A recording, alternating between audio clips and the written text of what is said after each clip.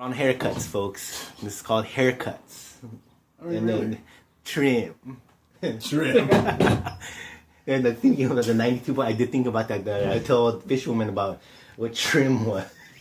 Because I did like some reenactment, you know. Dude, this guy's there. He wants some trim. 92.5. And what did she think? I have to get trim. Remember? See, it's a valid question. It makes no fucking sense. Oh, dude, you know who had a good thing? I don't know if he did the same math, because I know he does comedy before The Daily Show, Trevor Noah. Mm-hmm. He did this thing about wife beaters, and when he came to America, like, what the wife beater shit? Let me tell you, I've been to Kohl's, dude, looking for a dress shirt or something like that, and people have done that. Oh, yeah, you look good in that shirt. Just put on a wife beater and you'll be okay. And they talk about it, and he's talking about just the whole, what the idea as a wife fuck? beater, as a like, term. who's going to say that? Because when I think about, I don't wear wife beaters, but I don't call it a wife beater. I call it like an undershirt. I think it's vulgar. Yeah, I know the show's vulgar, but it's a clothing. I mean, I don't let that... It's like the F word in front of kids. I try not to... You know what I'm talking about. You know, it's a bad... I know I'm like the worst parent on earth for saying this, but I've told my kids I don't care about language. They can use all the cuss words they want. Well, I was using cuss words when I was little. However, I told them your language is the image you're projecting to your audience. Exactly. So if that's the image you want to project, by all means, go ahead. So would there be no more F words on the show? Well, I mean, personally, I don't care. I mean, we cuss like sailors on this thing. But if somebody wants to call a tank top a wife beater, go ahead. So long as you're not actually beating wives, I don't give a fuck. Okay? I guess that's the call. That's the thing he was saying. He's surprised. That's the fucking article of clothing. That's what people. No, yeah, but no, it's the same shit that people get all upset about. Rape jokes.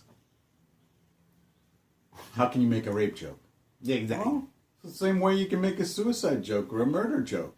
Or it's a fucking joke. Car, or a war joke. Those 9/11 jokes. Remember 9/11 jokes? Exactly. It was taboo for a while. Now you see them everywhere. It's a fucking joke. The whole idea of a joke is to take something and kind of lighten and juxtapose it with something else, and it's that difference that therein lies the joke. Okay, so you take a serious thing, you juxtapose it with a not so serious thing, and that contrast is the humor. If you don't understand that, then you don't understand what humor is about. You can make a joke about anything. Yeah, really. We try to do that here on the show for you folks. Yeah, I mean, there's plenty of people that get pissed off about it. Yeah. But you can make jokes about you can't diddling, you can make jokes about God, you can make jokes about anything. Touching pussy.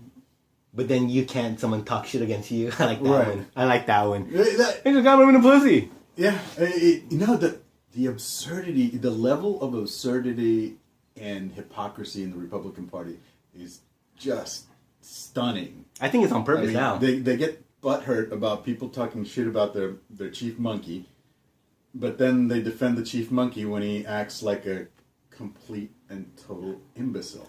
However, I've seen a lot of people are kind of how long can I bite my tongue? About what? About that. These people that are kind of saying, yeah, man, it's not so bad. Dude, it's like, it's bad. And the people what are you talking about? People talking about Trump getting all panties in a twist.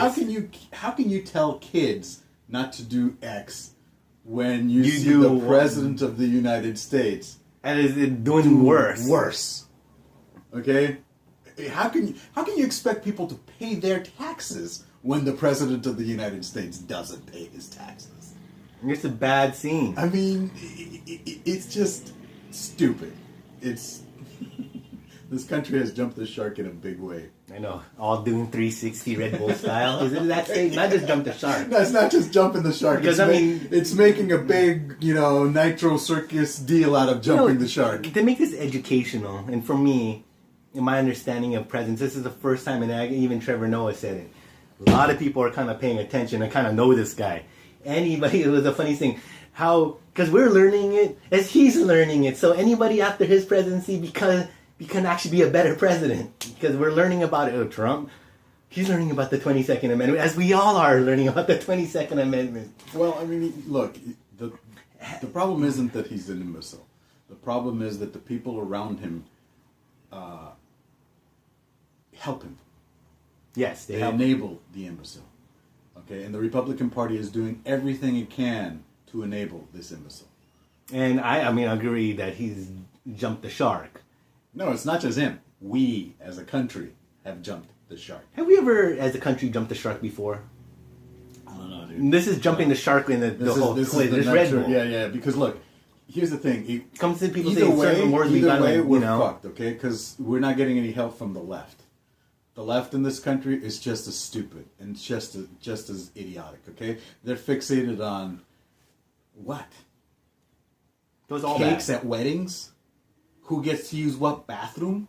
Who the fuck gives a shit about any of that garbage? Cultural appropriation? Yeah.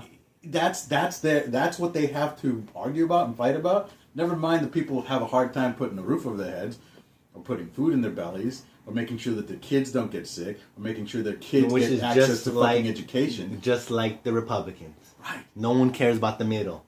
It's always these high money on each end. Yeah, and the reason that you have high money on the left is because, well, that's where the Rainbow Mafia comes in, man. And I know people laugh when I say Rainbow Mafia and go, "Oh, he's talking about the gay agenda," right? Like there's a gay agenda. Yeah, there actually is. Okay, and it's not necessarily progressive. It's focused on just sex politics. Oh, sex politics. It's I mean, crazy. They're the ones that want openly transsexual soldiers. Think about that, okay? That's right. If you're really a leftist, your concern isn't about having openly transsexual soldiers. Your concern should be with the existence of soldiers to begin with, whether they're transsexual or Have one arm? cisgendered, one arm, black, green, doesn't matter. Your main concern should be, why are there soldiers? Not why aren't there gay I or know. transsexual soldiers. I know we're gonna have bathrooms for them on the war side. You understand what I'm saying? I mean, the concerns on the left are focused on things that may appear to be progressive, but they're a distraction and they don't really help the majority of the people. You know, it's funny when talking about our enemies during about this whole thing. I guess it makes it's relevant because some of our enemies don't want to fight women. You've heard about like ISIS. If you die, you don't give go. a fuck, dude. They don't give a fuck. No, I know, but I'm just saying I've heard that. there's little but that's bullshit. things. Look, you put yourself in that guy's shoes, okay? You're taking fire from that ridge over there. Well, you don't care who Does the it fuck matter it is. who's No. pulling the trigger to you? No. Okay. What matters to me is that he stops pulling the trigger, or she, or it stops yeah. pulling the trigger. That's it. I don't care what bathroom the sniper uses. Yes, it's sort of like if they're just gender, whatever. There's this thing that they could fly drones and fight from, Hillcrest. They put the thing. Well, That's where they do their They soldiering, do, dude.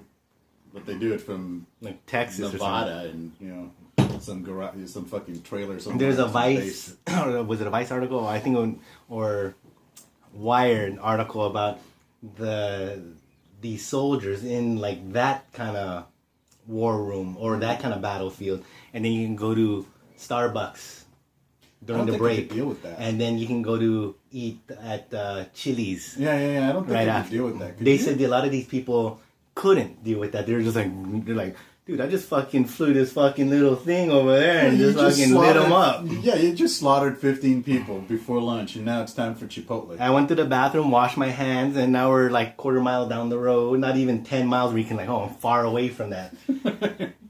And you're in Chipotle and there's like some, You just hosed down a family in Afghanistan. like, dude, a lot of people couldn't deal with that. And then we wonder why these kids come back and they're suicidal or, beating up their wives or shooting up a fucking elementary school. Think about it. It's crazy. Crazy. Oh, jeez. Oh, man, I'm telling you, Corn. I wanted to see. We've gone over a lot of things. A lot of things. Do you remember the show that, we talk about fear and stuff like that. Do you remember that video game called Xenophobe video game? It's like you're on this, it's totally look like Nintendo, like before. Uh-huh. And you're on this, like, space station. He like can crawl around in these little goony little fucking plant things. It sounds familiar, but I can't. Look that up. I want to see if I'm for reals about this, dude.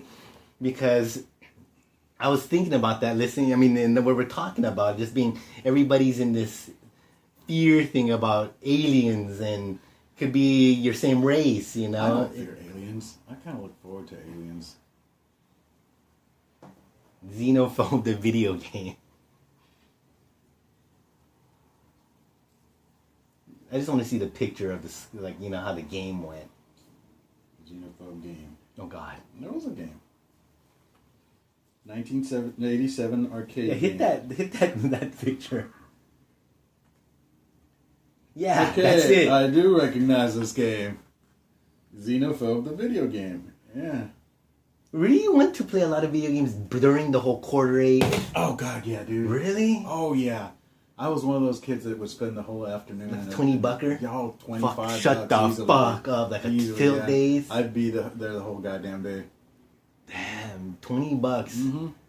Yeah, video gaming was very pricey back then. Yeah, because you did it 1 quarter at a time, not this bullshit where you're Have it on sitting your at home phone. and your phone or your stream or whatever.